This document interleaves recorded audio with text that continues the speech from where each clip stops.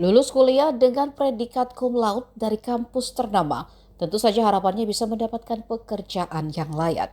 Namun kisah itu tidak dialami cewek cantik yang satu ini. Dea Rahma merupakan lulusan Universitas Gadjah Mada. Bukan saja lulus dari kampus ternama, namun juga mendapat predikat cum laude. Tapi dengan semua pencapaian itu tidak secemerlang jalan hidupnya.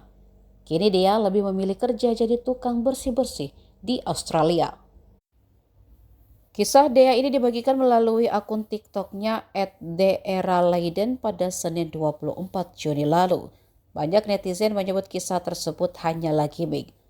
Ada yang beranggapan Dea menjadi tukang bersih-bersih sembari menjalankan kuliah S2. Namun dia mengaku dirinya bukan kerja sampingan sebagai tukang bersih melainkan full time. Di video itu dia menunjukkan aktivitas sehari-harinya sebagai cleaner. Ia menjadi cleaner di sebuah camp mini site. Kerjaannya terkadang juga mengecek kamar hingga mencuci barang-barang yang dipakai pengunjung. Dea kemudian mengungkapkan alasannya bekerja menjadi tukang bersih-bersih di Australia. Ternyata ia melakukannya untuk extend visa karena ia mengikuti program Working Holiday Visa. Kerja jadi cleaner ia lakukan semata-mata untuk bertahan hidup di sana. Dia pun tak ambil pusing dengan komentar miring terkait lulusan kampus ternama kerja jadi tukang bersih-bersih. Dia justru mensyukuri pekerjaan yang ia jalani saat ini.